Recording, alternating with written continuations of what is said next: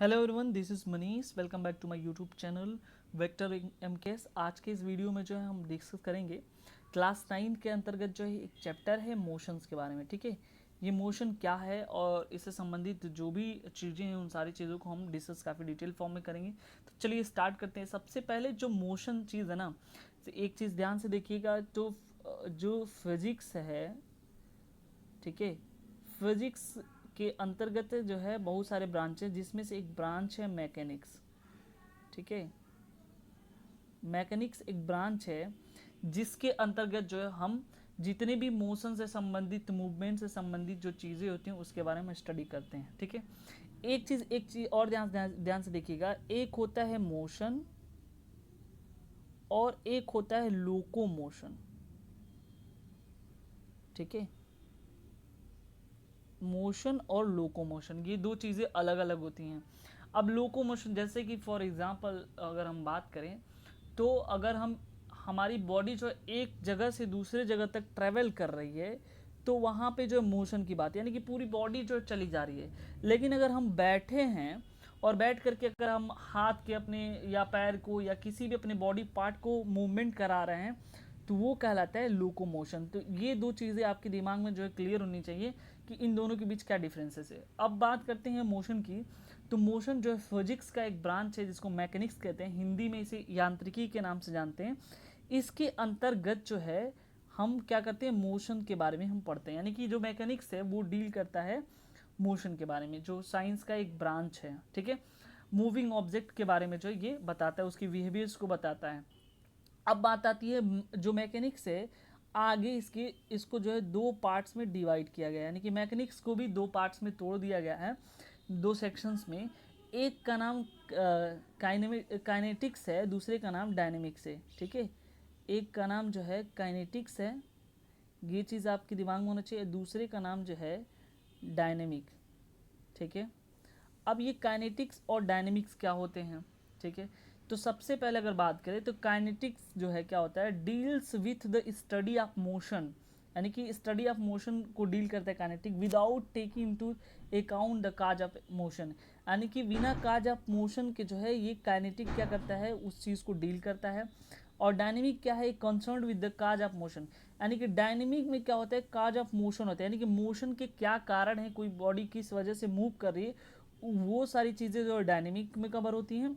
और जो काइनेटिक होता है उसमें जो है विदाउट काज ऑफ मोशन जो है, जिसके हिसाब से अगर मोशन होता है तो वहाँ पे जो है ये चीज़ जो है कवर होती हैं। अब जो है हम तो इस पॉइंट को हम देखेंगे आगे कि एक यहाँ पे ये लिखा हुआ है कि मोशन जो है ना, मोशन एंड रेस्ट की बात करता है। मोशन और रेस्ट की बात यहाँ पे ध्यान से देखिएगा कि किसे हम कहेंगे कि कब बॉडी जो है मूव कर रही है, मोशन में है, और कब बॉडी जो है ये क्या कर रही है, रेस्ट पोजीशन में है। इसको जो है हम हिंदी में कहते हैं विराम और गति। छोटा सा हम एग्जाम्पल के माध्यम से समझेंगे।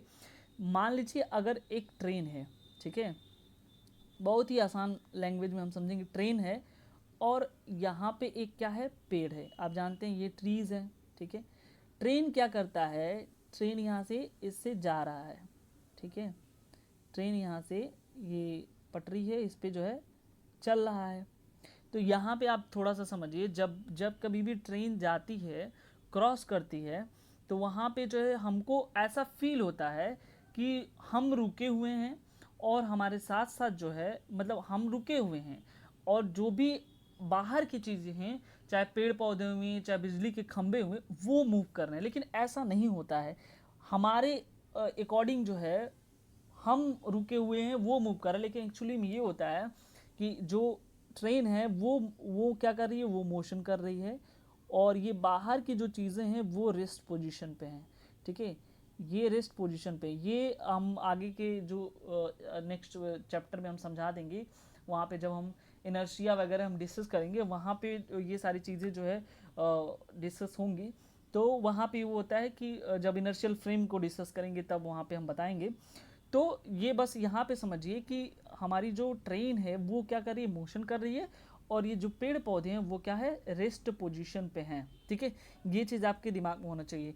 यानी कि सिंपल से अगर लैंग्वेज में कहें तो कोई ऑब्जेक्ट क्या करी, यदि मूव कर रही है टाइम के साथ साथ उसका डिस्टेंस, ये चीज़ आपके दिमाग में होना चाहिए। अगर कोई ऑब्जेक्ट मूव करे, इसका मतलब टाइम के साथ साथ जो है उसका डिस्टेंस भी क्या है, वो चेंज हो रहा है, तो वहाँ पे जो है वो कहलाएगा कि वो ऑब्जेक्ट जो है मूव कर रही है। लेकिन एक चीज़ है कि अगर ऐसा हो रहा है तो जो ऑब्जेक्ट मूव कर रही वो मोशन कहलाएगा, लेकिन उसके सापेक्ष with respect to that object जो है, जो नेक्स्ट ऑब्जेक्ट रहेगा वो कैसा होगा, वो रेस्ट पोजीशन पे होगा। ठीक है, एक छोटा सा और एग्जांपल के माध्यम से हम समझते हैं कि जैसे कि मान लीजिए यदि आप जो है कोई मान लीजिए कि आप अगर बाइक चला रहे हैं, ठीक है, तो बाइक जब भी चला रहे हैं तो बाइक क्या है, बाइक तो मोशन में है, लेकिन अगर बाइक के अलावा और भी चीज़ें जो है, अगर मान लेते हैं जो है पेड़ पौधे की बात करें या कोई और चीज़ की बात करें, तो वो सारे जो है रेस्ट पोजीशन पे हैं। ठीक है, चलिए देख लेते हैं यहाँ पे क्या इसकी चीज़ें लिखी हुई हैं।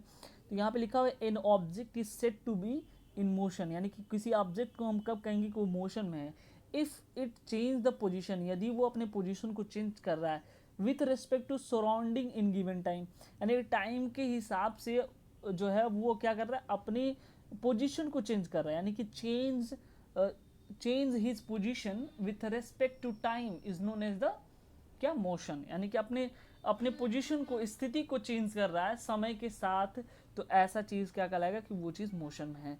वही चीज़ दूसरे की बात करें, an object is set to be rest, अगर किसी ऑब्जेक्ट को हम कहें कि वो रेस्ट पोजीशन पे है, ठीक है, अपने सराउंडिंग जो चीज़ें हैं और कोई चेंजेस वगैरह नहीं हो रहा है, तो वहाँ पे जो है वो क्या कहलाएगा, वो रेस्ट कहलाएगा।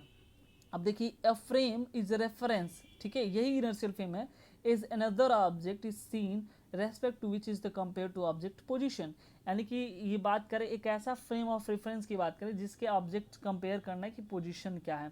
अभी हमने ट्रेन की बात की, तो हम जो है जैसे कि इनर्शियल फ्रेम की बात करते हैं हम विथ देखिए, अगर ट्रेन की बात करें, सिंपल सी बात है, ट्रेन में हम क्या है, ट्रेन क्या है, मोशन है, ट्रेन मोशन कर रहा है यानी कि चल रहा है, लेकिन अगर जो आदमी है वहाँ पे क्या है, वो रेस्ट पोजीशन पे है विथ रेस्पेक्ट टू ट्रेन की बात करें, तो ये चीज़ आपके दिमाग में होना चाहिए कि आप ट्रेन में बैठे हैं लेकिन रेस्ट पोजीशन पे हैं, ट्रेन मूव करिए। एक छोटा सा एक बार क्वेश्चन पूछा गया था एक बच्चे से कि ये बताओ कि तुम जो है इस समय क्या कर रहे हो, मूव कर रहे हो कि नहीं, इस समय मोशन कर रहे हो कि नहीं, तो बच्चा बोला कि नहीं हम तो स्टेबल हैं। लेकिन अगर ध्यान से देखा जाए विथ रेस्पेक्ट टू अर्थ की बात करें, ठीक है, तो अगर यहाँ से देखिए हम इस समय तो रेस्ट पोजीशन में, लेकिन अगर किसी के रेस्पेक्ट में देखा जाए ना तो वहाँ से चीज़ें चेंज हो जाती हैं। अब अर्थ जो है मूव कर रही है, तो अर्थ पे हम भी तो हैं, तो हम भी तो मूव कर रहे हैं, यानी कि अगर उसके अकॉर्डिंग देखा जाए तो यानी कि अर्थ के हिसाब से तो हम भी मोशन कर रहे हैं, ठीक है। लेकिन अगर दूसरे हिसाब से देखा जाए तो इस समय तो हम रेस्ट पोजीशन पे हैं।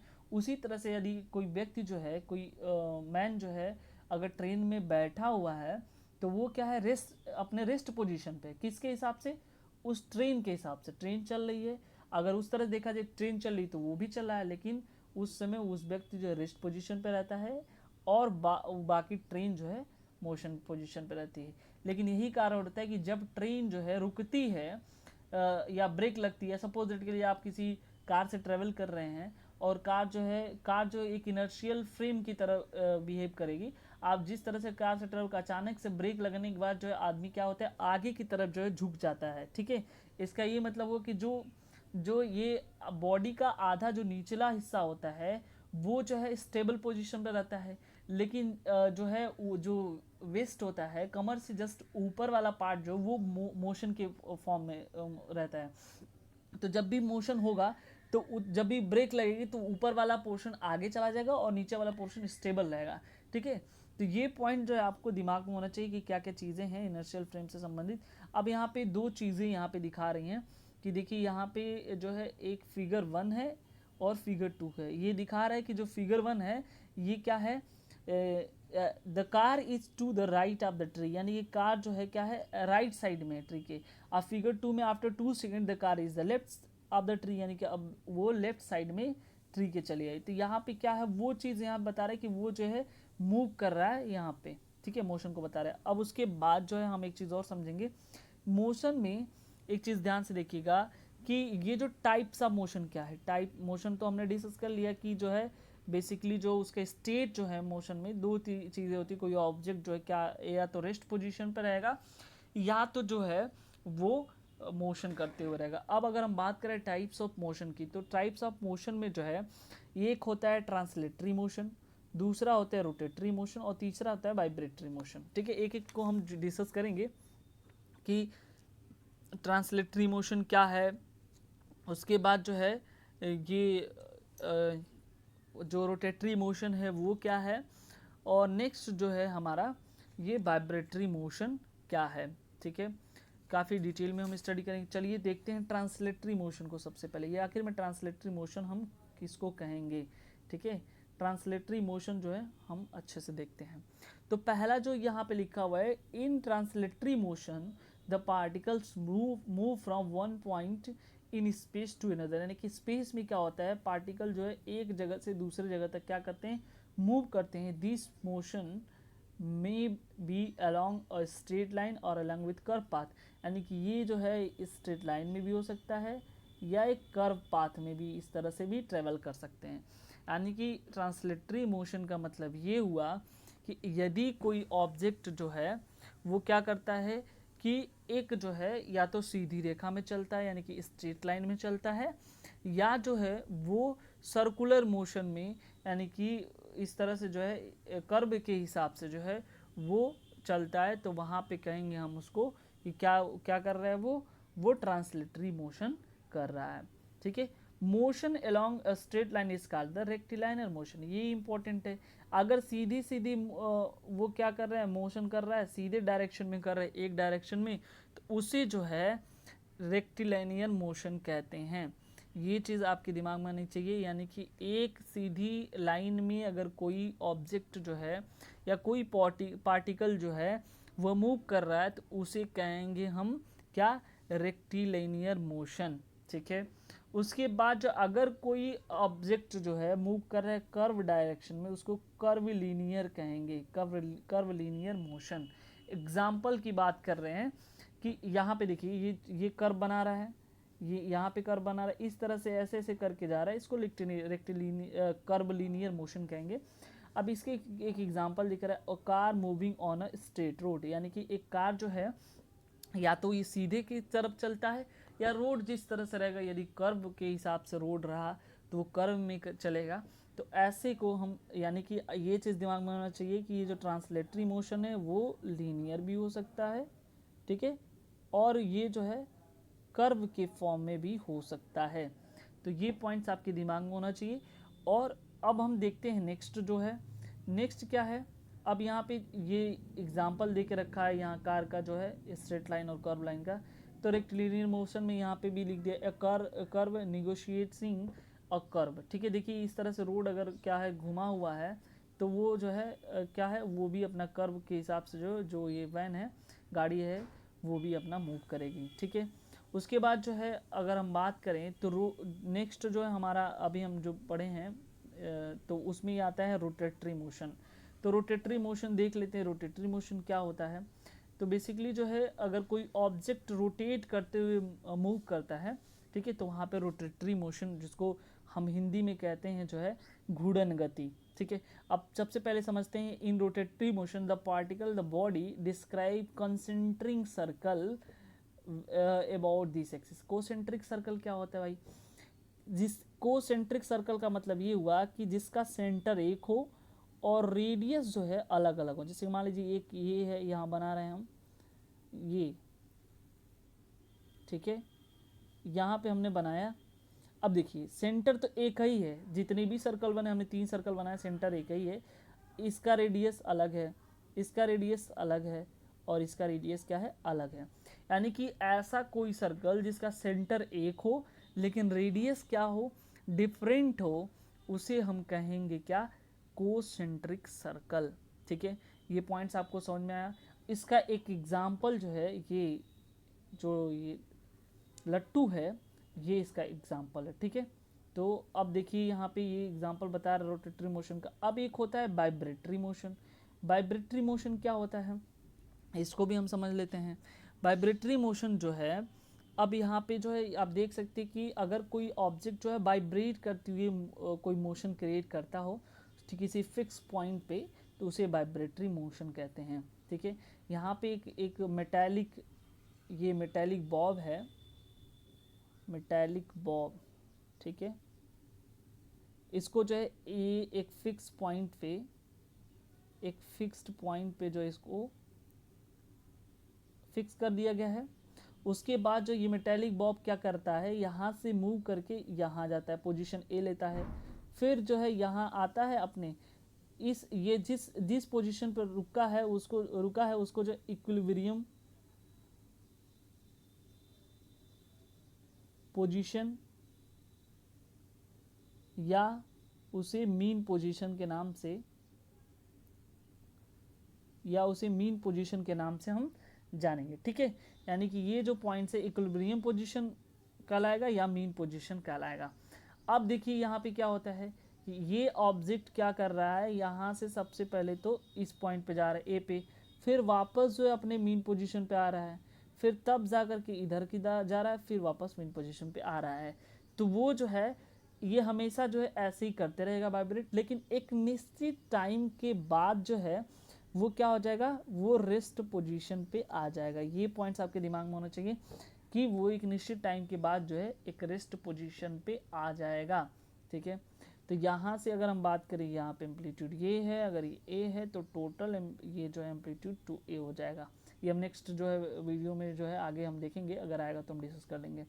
ठीक है, अब देखिए यहाँ पे डिस्टेंस, इसके साथ साथ हम एक और चीज़ डिस्कस करेंगे कि वो क्या है कि जैसे कि मान लीजिए एक होता है कि यूनिफॉर्मली एक्सेलरेट मोशन। ठीक है, ये भी हम देख लेते हैं। यूनिफॉर्मली एक्सेलरेट मोशन क्या होता है कि अगर जो है कोई ऑब्जेक्ट जो है, अगर कोई ऑब्जेक्ट क्या होता है कि वो एक समान यानी यूनिफॉर्म रूप से जो है वो अगर मोशन कर रहा है तो उसको यूनिफॉर्मली एक्सेलरेट मोशन कहेंगे। इसका हम डायग्राम बना देते हैं कि मान लेते हैं ये जो है इधर की तरफ जो है ये दिखाता है टाइम को, ठीक है, इस साइड, और ये दिखाता है, ये हम ग्राफ बना रहे हैं, ये दिखाता है वेलोसिटी को, यानी ऊपर की तरफ जो वेलोसिटी दिखा रहा है और नीचे की तरफ जो है ये टाइम दिखा रहा है। और ये जो पोजीशन है ये है आपका ओ। तो यहाँ पे जब हम इसको दिखाना होगा डायग्राम को, तो यहाँ पे जो हम ये चीज़ दिखाएंगे कि ये जो जा रहा है यहाँ पे इस तरह से, ये कहलाएगा, यहाँ पे हम नाम लिख देते हैं एक्स वाई। तो ये जो ग्राफ हम बनाए हैं ये जो है आपका हो जाएगा यूनिफॉर्मली एक्सेलरेट मोशन का। ठीक है, उसके बाद अगर हम बात करें सर्कुलर मोशन की, ठीक है, एक होता है सर्कुलर मोशन, सर्कुलर मोशन। अब ये सर्कुलर मोशन क्या होता है, तो सर्कुलर मोशन में ये होता है अगर कोई ऑब्जेक्ट जो है एक सर्कल में, एक वृत्ताकार जिसको कहते हैं, उसमें अगर मोशन कर रहा है तो ऐसे मोशन को जो है हम सर्कुलर मोशन कहेंगे। ये पॉइंट्स आपके दिमाग में होना चाहिए। अगर कोई जो है सर्कल में मोशन कर रहा है तो ऐसे को हम क्या कहेंगे, सर्कुलर मोशन कहेंगे। अब इसको हम थोड़ा सा समझते हैं यूनिफॉर्म सर्कुलर मोशन में कि यहाँ पे मान लेते हैं ये मेरा इस सर्कल का सेंटर है, ठीक है, और यहाँ से ले करके ये जो है इस सेंटर ओ है, ठीक है, और देखिए यहाँ पे ये जो यहाँ पे क्या है, ये पी है पॉइंट, और ये जो है ये क्यू है। ठीक है, इसके बीच जो बन रहा है वो एंगल थीटा है, ये आप समझिएगा। अब देखिए यहाँ भी रेडियस आर है और ये भी रेडियस आर है। ठीक है, तो यहाँ पे अब ये क्या होता है कि अगर ऑब्जेक्ट जो है, जो ऑब्जेक्ट चल रहा है उसकी वेलोसिटी क्या है, यहाँ पे v है, v वेलोसिटी से वो ट्रैवल कर रहा है, तो यहाँ पे जो एंगल ये बन रहा है इसको ये कहेंगे, ये रेडियन है। ठीक है, रेडियन क्या होता है, जैसे हम लोग पढ़ते हैं कि जो है डिग्री में होता है ना एंगल, ठीक है, जैसे कि ये 30 डिग्री की बात करें या 60 डिग्री की बात करें, उसी तरह से जो है एक एंगल होता है रेडियन में। ठीक है, एंगुलर अगर बात करें, अगर कोई चीज़ इस तरह से मूव कर रहा है सर्कुलर में, तो वहाँ पे जो है वो बात करते हैं हम इसका।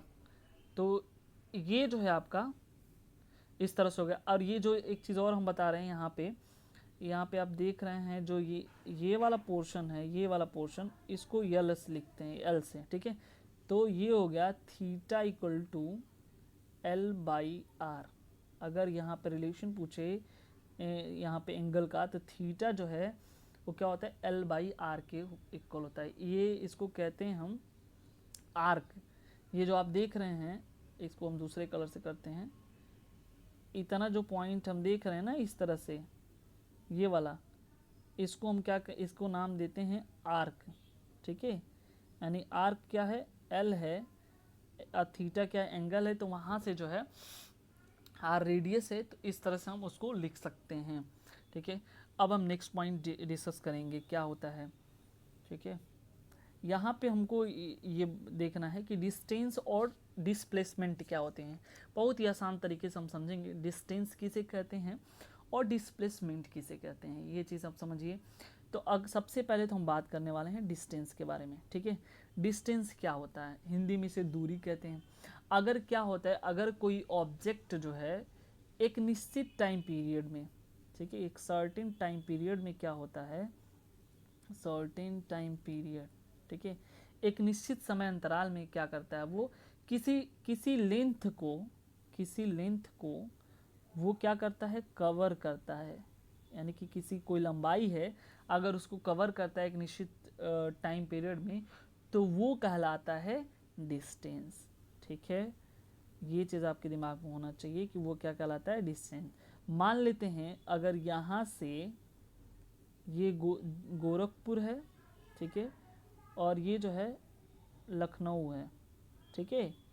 मान लेते हैं ये लखनऊ है, गोरखपुर, तो गोरखपुर से लखनऊ जाने में जो भी टाइम लगता है, और एक निश्चित टाइम में एक निश्चित समय अंतराल में ये लेंथ को वो क्या करता है, कवर करता है, तो उसे हम क्या कहेंगे, उसे हम कहेंगे डिस्टेंस, ठीक है। और भी चीज़ें डिस्टेंस से संबंधित हम जान लेते हैं। अब रही बात डिस्टेंस की, देखिए जो फिजिकल क्वांटिटी होते हैं ना, वो दो तरह से होते हैं। फिजिकल क्वांटिटी, एक होता है वेक्टर क्वांटिटी, ठीक है, एक होता है स्केलर क्वांटिटी। ये चीज़ समझिएगा, ठीक है, वेक्टर क्वांटिटी और स्केलर क्वांटिटी। अब वेक्टर क्वांटिटी किसे कहते हैं और स्केलर क्वांटिटी किसे कहते हैं, ये चीज़ हमको समझना जरूरी है। तो यहाँ पे जो है अगर वेक्टर क्वांटिटी की बात करें, सबसे पहले ये भी चीज़ देख लेते हैं, वेक्टर को हिंदी में हम कहते हैं सदिश और इसको कहते हैं अदिश, ठीक है। यानी कि आप, इसलिए हम यहाँ पे लिख दिए, यहाँ से आपको हिंदी से इसका मीनिंग, दिस मतलब होता है दिशा, ठीक है, दिशा।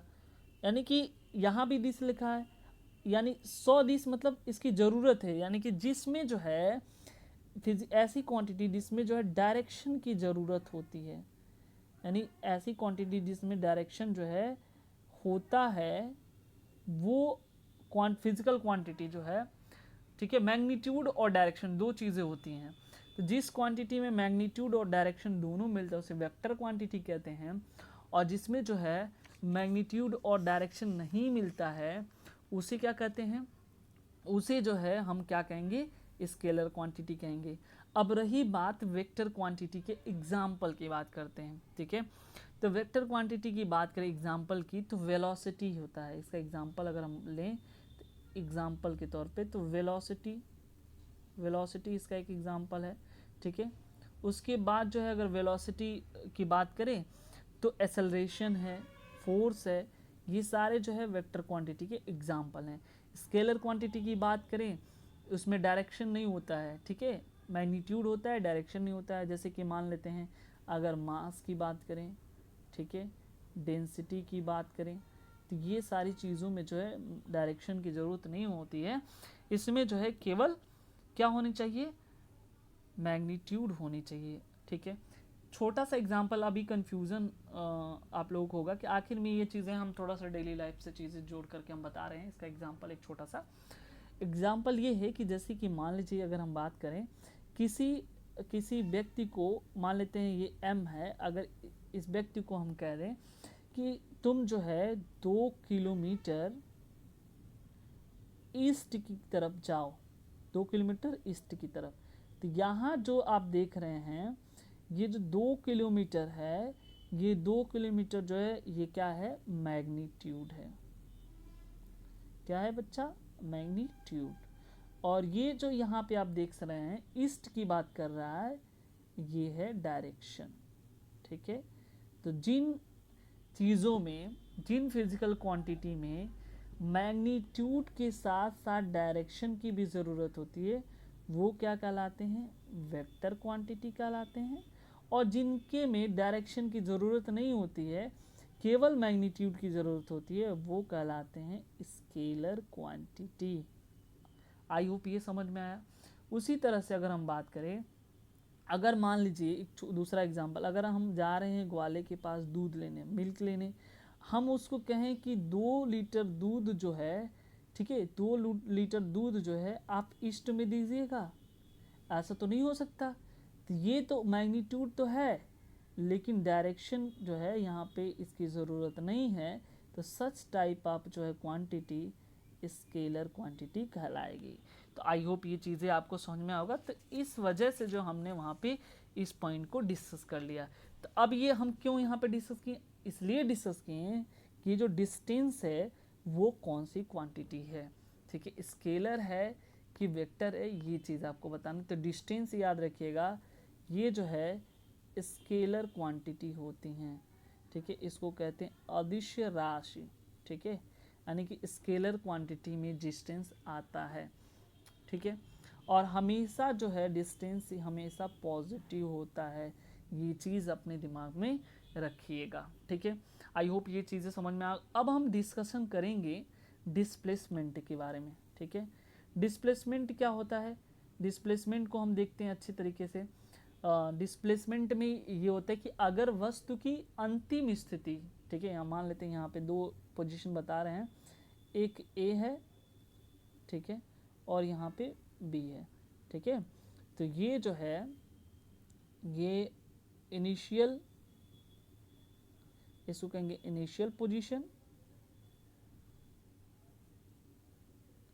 और इसको कहेंगे हम बी को फाइनल पोजीशन। 2 पोजीशन हमने यहाँ पे दिखाया है, इनिशियल पोजीशन और फाइनल पोजीशन। तो यदि जो है किसी भी ऑब्जेक्ट की जो फाइनल पोजीशन है और इनिशियल पोजीशन में एक जो है मिनिमम डिस्टेंस होता है, ये चीज़ आप दिमाग में रखिए, यही चीज़ तो हमको सीखना है। इन दोनों के बीच क्या होता है, मिनिमम डिस्टेंस होता है। तो यही मिनिमम डिस्टेंस क्या कहलाता है, डिस्प्लेसमेंट कहलाता है। ठीक है, यही मिनिमम डिस्टेंस जो है क्या कहलाता है, डिस्प्लेसमेंट कहलाता है। और ये जो डिस्प्लेसमेंट है वो एक वेक्टर क्वांटिटी है, इसमें डायरेक्शन के साथ साथ जो है मैग्नीट्यूड की ज़रूरत होती है। ठीक है, और एक और चीज़ बता दें, इसका जो वैल्यू होता है, ठीक है, पॉजिटिव भी हो सकता है, नेगेटिव भी हो सकता है, और ज़ीरो भी हो सकता है। ये पॉइंट्स आपके दिमाग में होने चाहिए। ठीक है, अब देखिए हम इसको जो है एक छोटा सा एग्जाम्पल के तौर पर हम लेकर के समझते हैं। ठीक है, मान लेते हैं यहाँ पे कि ए है और यहाँ पे एक बी है, और जो है अगर ये कोई जगह है, यहाँ से भी होकर के बी जाता है। ठीक है, मान लेते हैं ये कोई, मान लेते हैं ये जीकेपी है। ठीक है, भी पहुँचना है। तो ए जो है, ए क्या कर, जीकेपी ए को जो है जीकेपी जाना है, गोरखपुर जाना है, तो वो जो है इस तरह से भी जा सकता है डायरेक्ट, या तो ये बी से हो करके यहाँ पे जा सकता है। तो हमने जो है अगर ये ए क्या, अगर ये जो है ए यहाँ से बी से हो करके यहाँ पे जाता है, तो ये कहलाएगा डिस्टेंस। ठीक है, लेकिन अगर ये जो है, ये क्या है, इनिशियल पोजीशन हो गया, यहाँ पे क्या है, इनिशियल पोजीशन हो गया, और ये इसका क्या है, फाइनल पोजीशन हो गया। तो यहाँ से अगर ये डायरेक्ट जाता है तो क्या है डिस्प्लेसमेंट का, सिंपल सी बात है, फाइनल पोजीशन और इनिशियल पोजीशन में अगर वो कम से कम दूरी तय करना चाहता है, कम से कम डिस्टेंस कवर करता है, मिनिमम डिस्टेंस, तो वो कहलाता है डिस्प्लेसमेंट। ठीक है, तो बच्चों ये समझ में आया डिस्टेंस और डिस्प्लेसमेंट क्या है। डिस्टेंस जो है आपका वो एक जो है स्केलर क्वांटिटी है, उसकी वैल्यू हमेशा पॉजिटिव होती है, लेकिन डिस्प्लेसमेंट में जो है इसकी वैल्यू जो है वेक्टर जो क्वांटिटी है इसकी वैल्यू पॉजिटिव, नेगेटिव और जीरो भी हो सकती हैं। आई होप ये पॉइंट समझ में आ गया। अब चलिए देखते हैं कि यहाँ पे क्या लिखा हुआ है डिस्टेंस और डिस्प्लेसमेंट में। The distance between terminus and the ए और बी, दो टर्मिनस दिए ए और बी, ठीक है, 150 किलोमीटर वो ट्रेवल करता है। A bus travel from terminus A to terminus B, यानी 150 किलोमीटर जो वो ट्रेवल करता है ए से बी तक। The distance covered by the 150 of the by the bus traveling on the same route returns terminus B to the terminus A, the distance total distance cover, यानी कि यहाँ से 150 चलता है, फिर वापस जो है अगर वापस इस टर्मिनस पे आता है तो वो कितना हो गया, 300 किलोमीटर हो गया। ये तो इसमें कोई बहुत बड़ी बात नहीं है। अब देखिए यहाँ पे क्या होता है, अब ये कह रहा है कि ए से बी और बी से ए की बात कर रहा है, ठीक है। The distance covered by the moving object actual length of path followed by the object, ठीक है। वो क्या है देखिए, हम पहले बताएं स्केलर क्वांटिटी, ये भी बता रहे हैं एसआई यूनिट में डिस्टेंस का मात्रक जो है यानी कि यूनिट जो है मीटर होता है, ये चीज़ें हैं।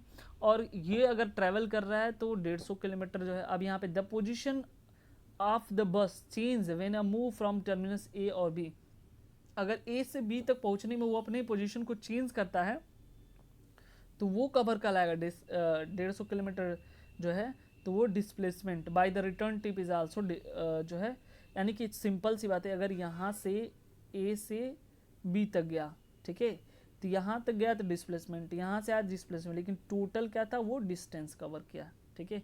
ये चीज़ बताने की कोशिश कर रहा है। यहाँ पे अब लिखा है तो displacement when the bus move A to B, यानी डिस्प्लेसमेंट क्या हुआ, ए से बी तक गया तो वो डिस्प्लेसमेंट हुआ, बी से ए तक आया तो वो भी डिस्प्लेसमेंट हुआ, लेकिन यहाँ पे डिस्प्लेसमेंट क्या हुआ, जीरो हुआ। ऐसा यूनिट में डिस्प्लेसमेंट का मात्रक जो है यानी कि यूनिट जो है वो क्या होता है, मीटर होता है। एक चीज़ यहाँ पे छूट गया, तो डिस्प्लेसमेंट इज शॉर्टेस्ट डिस्टेंस, ये चीज़ आपके दिमाग में होनी चाहिए। वो डिस्प्लेसमेंट क्या होता है, मिनिमम डिस्टेंस या shortest distance covered by the किसके द्वारा, मूविंग ऑब्जेक्ट के द्वारा जो है वो कवर हो एक स्पेसिफाइड डायरेक्शन में, ठीक है। उसके बाद ये नेक्स्ट देखिए, displacement is a vector quantity, displacement जो है एक नंबर प्रॉपर यूनिट्स में डायरेक्शन में वो कवर करेगा, जो ड्राइव कर रहा है to drive the difference between the displacement distance, let us consider the more, और भी कवर कर रहा है यहाँ पे। अब यहाँ पे वही एग्जांपल दिखा रहा है कि अगर जो है ऑब्जेक्ट क्या है कि यहाँ पे एक सपोज करिए कि एक पर्सन को मूव करना है 3 meter from A to B, A से यहाँ पे ए है और यहाँ पे बी है, यहाँ से यहाँ तक जाना है, तो वो क्या कर सकता है, दो तरीके से, वही मैं बताया हूँ कि अगर वो क्या करता है यहाँ से ऐसे करके जाता है, यानी 3 और 4 यानी कि आपका हो गया 7, वहाँ पे 7 मीटर डिस्टेंस कवर करना पड़ेगा। लेकिन अगर ये डायरेक्ट इस तरह से जाता है तो वो 5 मीटर कवर करना पड़ेगा। तो ये जो 5 मीटर है वो जो है डिस्प्लेसमेंट की बात कर रहा है, और ये जो 7 है वो डिस्टेंस की बात कर रहा है। ये सारी चीज़ें हमने पहले समझा रखा है, ठीक है। तो ये चीज़ें होंगी। उसके बाद यहाँ पे आप समझिए कि क्या होता है कि in this example we make a Pythagoras theorem determine the displacement. अब ये पाइथागोरस हिसाब से समझ रहा है। Now let us consider the object changing its position, यानी कि वो पोजीशन अपना चेंज कर रहा है with respect to fix point. एक फिक्स पॉइंट पे, जैसे कि मान लीजिए ए था तो इसके एक फिक्स पॉइंट से ही ना चेंज कर रहा है, ठीक है, ओरिजिन है। तो अब यहाँ पे क्या है, X Y X F are the initial and final position of the object. इस ऑब्जेक्ट का जो इनिशियल पोजीशन है वो एक्स आई है और इसका जो है एक्स एफ है, आई से इनिशियल और ये आपसे फाइनल, ठीक है।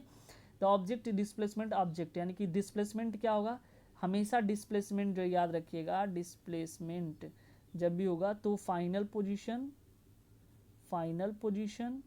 माइनस इनिशियल पोजीशन, यानी कि एक्स एफ माइनस एक्स आई, यहाँ पे आप देख सकते हैं, ठीक है। ये चीज़ें आपके दिमाग में होनी चाहिए। अब इस दो केस के माध्यम से समझाए। Suppose the object is moving, यहाँ पे देखिए थोड़ा सा इसको हम ऊपर करते हैं स्क्रॉल करके, बनाया कि ये ऑब्जेक्ट देखिए यहाँ पे ये क्या कर रहा है, +1 to +4 जा रहा है, यहाँ से ऑब्जेक्ट जो है +4 की तरफ जा रहा है। तो डिस्प्लेसमेंट अगर हमको निकालना है तो ये हो गया इनिशियल पोजीशन, ठीक है, और ये जो है ये क्या है, ये फाइनल पोजीशन है। तो +4, ठीक है, और उसके बाद अगर सब्ट्रैक्ट करें तो प्लस माइनस -1 यानी कि ये 3, यानी कि इसकी वैल्यू क्या होगी, जो डिस्प्लेसमेंट होगा +3 आएगा। वहीं दूसरे ऑब्जेक्ट की बात करें तो यहाँ पे भी वही काम करना है। इनिशियल पोजीशन क्या है इसका, -1 हो गया, ठीक है, और फाइनल पोजीशन इसका जो है ये +3, तो यहाँ पे इसको निकाला है तो ये जो है 2 आया है, ठीक है। तीसरा केस बता रहा है वही चीज़ यहाँ पे सब्ट्रैक्ट करना है, बस इनिशियल पोजीशन आपको पहचानना है, वहाँ पे सब्ट्रैक्ट कर देना है, ठीक है। ऐसे ही केस 4 बताया यहाँ पे कि यहाँ पे आपको समझना है, if the most follows the path of the final position initial position are the same, दोनों यदि सेम हो जाते हैं तो वहाँ पे 0। हम इसीलिए पहले बताए हैं कि ये जो है पॉजिटिव भी हो सकता है, नेगेटिव भी हो सकता है और 0 भी हो सकता है। तो यहाँ पे ये बता रहा है वही चीज़, ठीक है। देखिए यहाँ पे जो सर्कुलर पाथ में जो यहाँ पे क्या हो गया, यहाँ पे जो डिस्प्लेसमेंट क्या हो जाएगा, 0 हो जाएगा, क्योंकि डिस्टेंस क्या है, सेम है वहाँ पे, ठीक है। अब एक चीज़ और समझिए, what is distance covered by the athlete. अगर एक एथलीट जो है गोल गोल सा घूमता है राउंडिंग में, ठीक है, तो वहाँ पे उसके द्वारा क्या कवर होगा, तो एक चीज़ यहाँ पे समझना हमको जरूरी है। तो अगर रीच बी पे पहुँचता है, the distance covered by the athlete reaches to point B, अगर यहाँ पे ये है ए, पॉइंट ए है और यहाँ पे बी है, और ये ऐसे घूम करके यहाँ पहुँचता है, तो क्या चीज़ें वहाँ पे कवर हो। कभी भी एक चीज़ ध्यान से देखिए, सर्कल आप लोग पढ़े होंगे, सर्कल में क्या होता है, एक सेंटर होता है, ये रेडियस r होता है, ठीक है, और जो ये सरकमफरेंस होता है वो क्या होता है 2πr। सरकमफरेंस क्या है, पैरामीटर ऑफ द सर्कल है, ठीक है। पाई की वैल्यू 22/7 होता है और अप्रॉक्स वैल्यू जो है 33.14 होता है, ठीक है। वो चीज़ें हम देखेंगे। तो यहाँ पे सबसे पहले अगर बात करें, equal to the half of the circumference, तो सरकमफरेंस यदि 2πr होता है तो इसका जो डिवाइड करें अगर हाफ पार्ट में, तो ये 2 से 2 कैंसिल हो जाएगा और यहाँ बच जाएगा πr, ठीक है। तो यही चीज़ यहाँ पे लिखा हुआ है। और डिस्प्लेसमेंट ए बी क्या है, 2r है, यानी कि जो डिस्प्लेसमेंट है 2r। कैसे, अगर मान लेते ए है और ये बी है, इस पोजीशन पहुँचना है ये यहाँ से, तो ये क्या है, यहाँ से r और यहाँ से r, तो r और r क्या मिला, 2r हो जाएगा, ठीक है। तो ये चीज़ यहाँ पे बता रहा है। Suppose the reaches at the initial point A, अगर इनिशियल पॉइंट पे फिर से पहुँचता है, यहाँ से मान लीजिए चला यहाँ पहुँचा, फिर यहाँ से चला, तो डिस्प्लेसमेंट क्या हो जाएगा, यहाँ पे 0 हो जाएगा। ये चीज़ हम पहले भी समझा चुके हैं, ठीक है। तो आज ऐसे इतना रहने देते हैं, काफ़ी लॉन्ग वीडियोस हो जाएगा। फिर नेक्स्ट वीडियो में जो है हम आगे की चीज़ें जो है डिस्टेंस और डिस्प्लेसमेंट में क्या डिफरेंसेस है और भी चीज़ें हैं हम डिस्कस कर लेंगे, ठीक है। आई होप वीडियोज़ ये अच्छा लगा होगा। अगर ये अच्छा लगा तो कमेंट सेक्शन में कमेंट करके जरूर बताएं। यदि आप मेरे चैनल में नए व्यूज़ हो तो प्लीज़ सब्सक्राइब जरूर कर लें। Thank you very much.